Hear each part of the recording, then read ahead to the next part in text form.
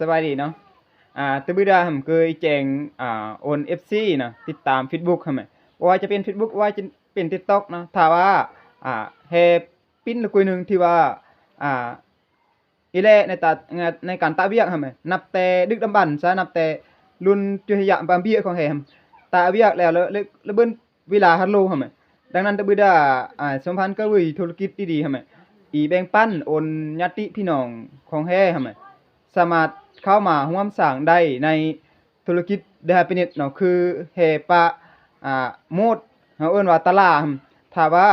เป็นภาษาลาวก็คือเจ้าของนั่นเองนะแต่ว่าจะเทียบเป็นภาษาบาลีของไทยก็คือตลาดแฮ่ก็ตลาดร่วมกันเนาะและแฮ่ก็สามารถหยุดพักหยุดเมื่อยได้แฮ่ใช้เวลาในการร่วมเจ้าของหรือร่วมตลาดเพียงแต่ไปกับหมอนับแต่ปี2022จนฮอดปี2025ดังนั้นตะบิดามันคือโอกาสของแฮ่ถ้าว่าให้มาให้เตื้อก้ายนะให้เตื้อก้ายในวันที่31เดือน12 2025แม่นแฮ่จะหมดสิทธิ์ในการเกิดตลาดแฮ่จะเป็นเพียงแต่ผู้สงสัยเหมือนกับว่าแฮ่นำใส่ใช่ไหม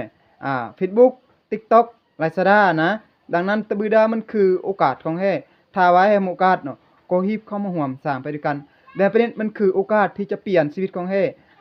จากหน้ามือเป็นหลังมือนะเพราะว่าสมพันธ์ก็คุยหนึงใช่ไหมที่ว่าโมดสร้างโตะเด้อหาปนิดนะก็เบิ่นประแท้นะสามารถสร้างรายได้แท้ดังนั้นตะบือได้สมพันธ์ก็เชิญชวนพี่น้องของแท้แหมมาร่วมสร้างไปด้วยกันโตะธุรกิจเด้อหาปนิดมันคือโอกาสของแท้เนาะตะบือดามันคือโอกาสนะถ้าว่าแท้กำลังมองหาเนาะธุรกิจดีๆกำลังส่องหาเนาะอนาคตที่ดีก็เชิญชวนเข้ามาร่วมสร้างในประเทศได้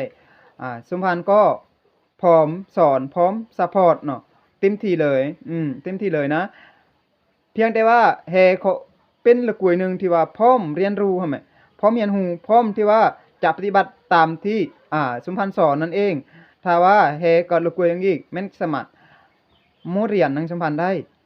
ศึกษานำสมพันธ์ได้สมพันธ์ก็พร้อมที่จะสอนพร้อมที่จะกระเจิงโอนเฮ้ยนั่นเองเนาะโอนสามารถตะรายได้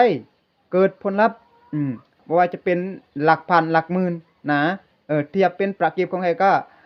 บ่ว่าจะเป็นหลักแสนหลักล้านก็สามารถตะได้เพราะว่าตัวหน้ามันคือระบบที่ดีเนาะดังนั้นตะบิดามันคือโอกาสเนาะขอเชิญชวนพี่น้องของแฮ่มาร่วมสร้างได้ก็ประมาณนั้นขอแจ้งไอ้น้องให้ทุกท่านครับ